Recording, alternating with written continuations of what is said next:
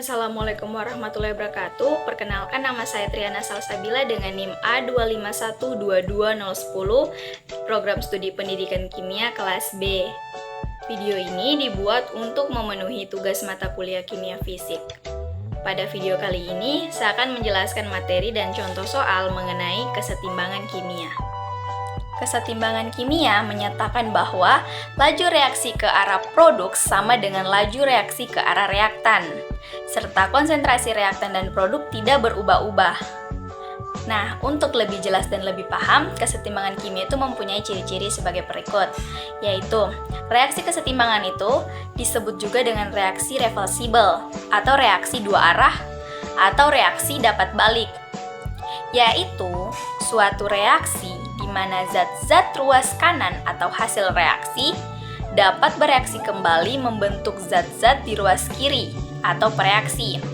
Misalnya, A direaksikan dengan B menjadi C dan D. Kemudian, C dan D dapat bereaksi kembali menghasilkan A dan B, di mana salah satu ciri reaksi kesetimbangan itu ditandai dengan tanda arah bolak-balik. Contoh dari reaksi dua arah yaitu air yang berwujud cair menjadi air yang berwujud gas. Kemudian air yang berwujud gas tadi dapat menjadi air yang berwujud cair kembali. Kemudian ciri-ciri yang selanjutnya, reaksi dapat dikatakan setimbang apabila laju reaksi ke kanan atau produk sama dengan laju reaksi ke kiri atau reaktan. Jadi, jika kecepatan A dan B menjadi C dan D disebut V1, maka kecepatan C dan D menjadi A dan B disebut V2. Jadi, V1 sama dengan V2, maka keadaan inilah yang disebut dengan keadaan setimbang. Artinya, reaksi berlangsung ke kedua arah dengan kecepatan sama, yaitu kecepatan reaksi ke kanan sama dengan kecepatan reaksi ke kiri. Yang ketiga yaitu kesetimbangan dinamis, yaitu reaksi berlangsung terus-menerus dengan dua arah berlawanan secara mikroskopis. Selanjutnya, jenis reaksi kesetimbangan. Berdasarkan fasenya, reaksi kesetimbangan itu dapat dibedakan menjadi reaksi kesetimbangan homogen dan reaksi kesetimbangan heterogen. Yang pertama, reaksi kesetimbangan homogen. Nah, dikatakan homogen karena zat memiliki fase yang sama. Contohnya, N2 ditambah 3H2 reaksi bolak-balik menjadi 2NH3, di mana semua fase zatnya adalah gas. Kemudian yang kedua yaitu heterogen. Dikatakan heterogen karena zat memiliki fase yang berbeda. Contoh, padatan C ditambah gas H2O, reaksi bolak-balik menjadi gas CO ditambah gas H2, di mana pada fase ini terdapat fase solid dan fase gas. Yang selanjutnya yaitu tetapan kesetimbangan berdasarkan konsentrasi Kc.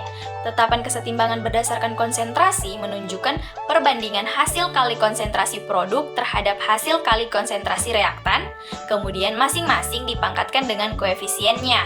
Misalnya, reaksi Ma tambah Nb, reaksi bolak-balik menjadi Pc ditambah Qd, di mana MnPq adalah koefisien, maka harga Kc dapat ditentukan dengan persamaan Kc sama dengan hasil konsentrasi produk dibagi hasil konsentrasi reaktan, di mana pada reaksi tersebut dapat ditentukan Kc sama dengan konsentrasi C pangkat P dikali konsentrasi D pangkat Q dibahagi konsentrasi A di pangkat M dikali dengan konsentrasi B di pangkat N, di mana konsentrasi dapat diperoleh dengan cara mol dibagi volume.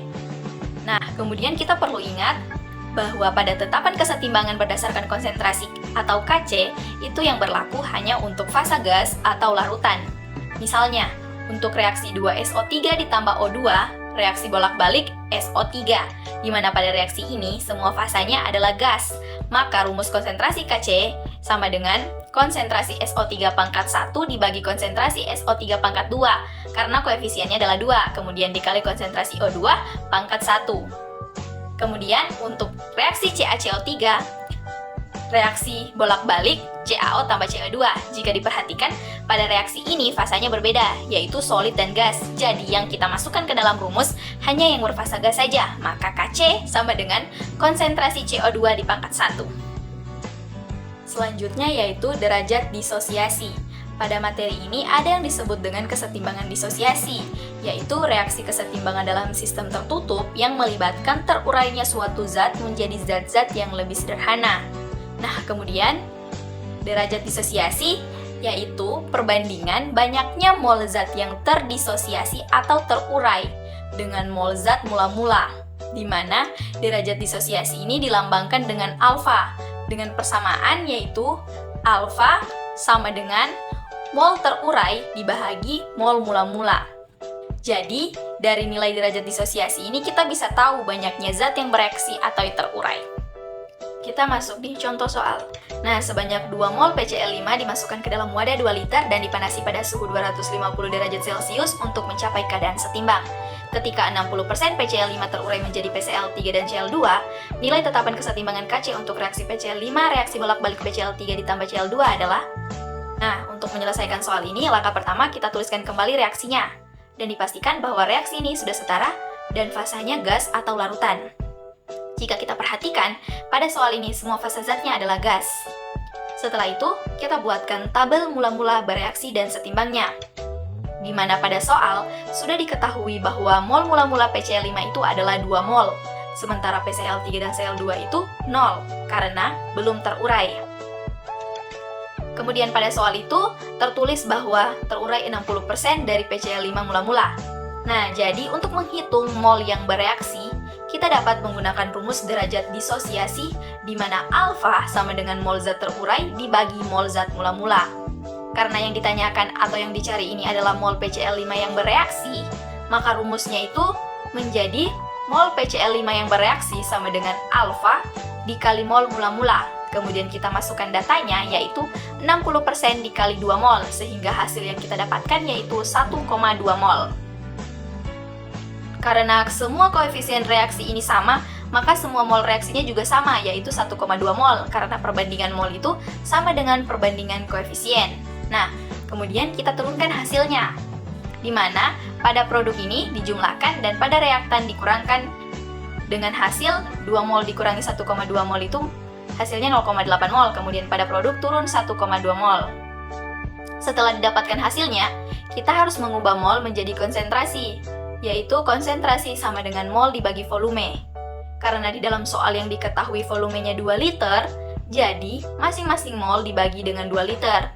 Dengan hasil yang diperoleh dari 0,8 mol dibagi 2 liter adalah 0,4 molar. Kemudian 1,2 mol dibagi 2 liter sama dengan 0,6 molar. Nah, karena konsentrasinya sudah diketahui, maka kita dapat menghitung Kc-nya, yaitu dengan Kc sama dengan konsentrasi PCl3 pangkat 1 dikali konsentrasi Cl pangkat 1 dibagi konsentrasi PCl5 pangkat 1. Kemudian kita masukkan angkanya, yaitu 0,6 dikali 0,6 dibagi 0,4. Hasilnya yaitu 0,36 dibagi 0,4 adalah 0,9.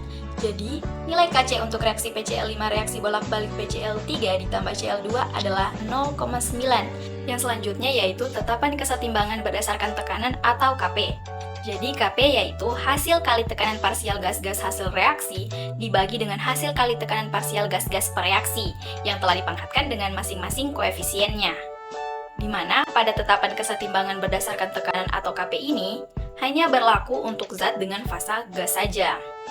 Nah, contohnya pada reaksi yang sudah tertulis di layar ditentukan dengan harga Kp yaitu tekanan parsial C pangkat C dikali tekanan parsial D pangkat D dibagi tekanan parsial A di pangkat A dikali tekanan parsial B pangkat B, di mana nilai tekanan atau P itu dapat dihitung dengan cara misal menghitung tekanan untuk zat A, yaitu tekanan A sama dengan mol A dibagi mol total dikali P total.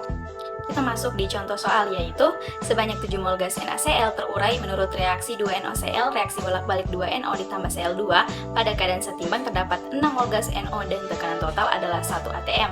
Berapa nilai Kp untuk reaksi tersebut? Nah, jadi untuk menyelesaikan soal berikut itu kita tuliskan reaksinya terlebih dahulu, di mana pada Kp hanya berlaku pada fasa gas dan pada soal semua zatnya itu adalah fasa gas. Nah, setelah itu kita buat mula-mula bereaksi setimbangnya. Lalu kita masukkan data yang dimana diketahui di soal itu mula-mula NoCl sebesar 7 mol. Kemudian mol mula-mula dari NO dan Cl2 itu masih 0 karena dia merupakan produk, di mana produk itu di awal reaksi belum terbentuk, maka dari itu nilai molnya itu 0 atau belum ada. Nah, kemudian pada soal juga terdapat 6 mol gas NO pada keadaan setimbang. Nah, lalu kita cari mol yang bereaksi, yaitu 0 tambah berapa hasilnya 6. yaitu 6. Berarti jawabannya mol NO bereaksi sebesar 6 mol. Kemudian, untuk mencari nilai mol bereaksi dari NaCl dan Cl2, kita dapat melakukan perbandingan koefisien. Berarti untuk mencari mol Cl2 yang bereaksi, koefisiennya 1, maka 1/2 dikali 6 mol hasilnya 3 mol. Sedangkan mol NaCl yang bereaksi, koefisiennya 2, maka 2/2 dikali 6 hasilnya 3 mol. Nah, karena molnya bereaksinya sudah diketahui, maka kita selesaikan dengan reaktan dikurang dan produk ditambah. 7 dikurang 6 sama dengan 1 mol, kemudian pada produk diturunkan 3 mol. Kemudian terlebih dahulu kita cari mol totalnya, yaitu 1 mol tambah 6 mol tambah 3 mol sama dengan 10 mol. Karena mol totalnya sudah diketahui, maka kita dapat mencari Kp atau tetapan kesetimbangan berdasarkan tekanan parsialnya, di mana tekanan parsial NaCl sama dengan mol NaCl dibagi mol total dikali P total. Nah, kemudian kita masukkan datanya, yaitu 1 mol dibagi 10 mol dikali 1 atm, hasilnya 1/10 atm. Kemudian tekanan parsial NO sama dengan mol NO dibagi mol total dikali P total, dimasukkan datanya, 6 mol dibagi 10 mol dikali 1 atm sama dengan 6/10 atm. Kemudian tekanan parsial Cl2 sama dengan mol Cl2 dibagi mol total dikali P total, dimasukkan datanya, yaitu 3 mol dibagi 10 mol dikali 1 atm sama dengan 3/10 atm. Karena tekanan parsial dari masing-masing zat sudah diketahui, maka kita dapat menentukan Kp-nya, itu tekanan parsial produk pangkat koefisien dibagi tekanan parsial reaktan di pangkat koefisien, yaitu tekanan parsial NO pangkat 2 dikali tekanan parsial Cl pangkat 1 dibagi tekanan parsial NoCl pangkat 2. Lalu, kita masukkan datanya, 6/10 pangkat 2 dikali 3/10 dibagi 1/10 pangkat 2, hasilnya yaitu 36/100 dikali 3/10 dibagi 1/100, di mana 100 ini akan habis, yang tersisa 36 dikali 3 dibagi 10, hasilnya yaitu 10,8. Jadi nilai Kp-nya adalah 10,8. Selanjutnya yaitu hubungan tekanan kesetimbangan berdasarkan konsentrasi atau Kc dan tetapan kesetimbangan berdasarkan tekanan atau Kp. Nah, hubungan Kc dan Kp ini dapat ditentukan dengan rumus persamaan gas ideal PV sama dengan nRT. Ketika kita mencari tekanan, maka P sama dengan N/V dikali R kali T, di mana P-nya adalah tekanan, N/V adalah konsentrasi. Sehingga tekanan sama dengan konsentrasi dikali R dikali T. Misalnya, reaksi K tambah L, reaksi bolak-balik M tambah N dengan koefisien A, B, C, dan D. Lalu untuk mencari nilai Kc dengan rumus hasil kali konsentrasi produk pangkat koefisien dibagi hasil kali konsentrasi reaktan pangkat koefisien. Nah, karena semuanya berfasa gas, jadi semua nilai dimasukkan ke dalam rumus Kc, yaitu Kc sama dengan konsentrasi M pangkat C dikali konsentrasi N pangkat D dibagi konsentrasi K pangkat A dikali konsentrasi L pangkat B.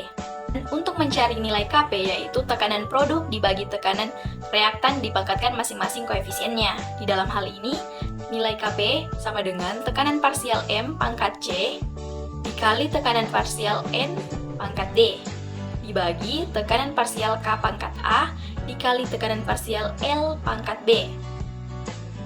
Karena sebelumnya P atau tekanan sama dengan konsentrasi dikali R kali T, jadi masing-masing tekanan kita ganti menjadi konsentrasi dikali R dikali T.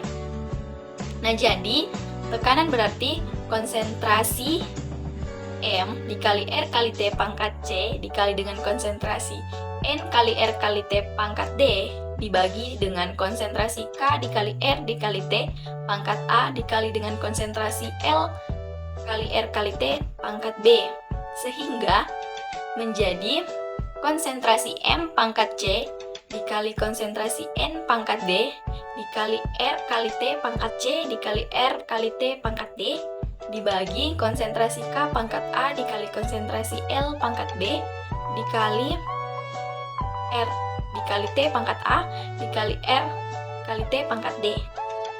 Pada bagian ini merupakan nilai Kc, sehingga rumusnya menjadi Kc kali R kali T pangkat C tambah D dikurang A tambah B, sehingga rumus Kp sama dengan Kc kali R kali T pangkat delta N. kita masuk di contoh soal. Nah, pada contoh soal ini yaitu pada suhu 500 Kelvin terdapat kesetimbangan 2SO2 tambah O2 reaksi bolak-balik 2SO3, di mana semua fasa zatnya adalah gas. Dengan nilai Kc sama dengan 25. Hitunglah nilai Kp jika R-nya 0,082 liter atm per mol K.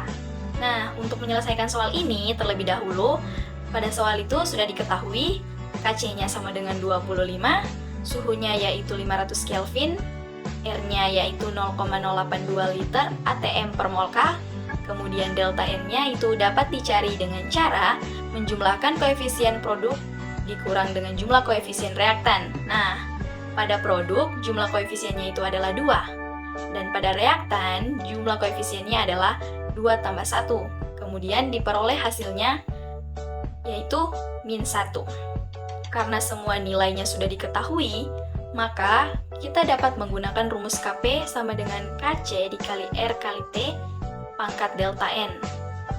Kemudian kita masukkan datanya. Kc itu 25 dikali 0,082 dikali 500 dipangkat -1. Nah, hasil dari 0,082 dikali 500 yaitu 41, kemudian 25 dikali 41 pangkat -1 itu diperoleh hasil 0,61. Jadi nilai Kp-nya yaitu 0,61. Itu tadi penjelasan materi mengenai kesetimbangan kimia dari saya. Lebih dan kurangnya saya mohon maaf. Saya ucapkan terima kasih. Wassalamualaikum warahmatullahi wabarakatuh.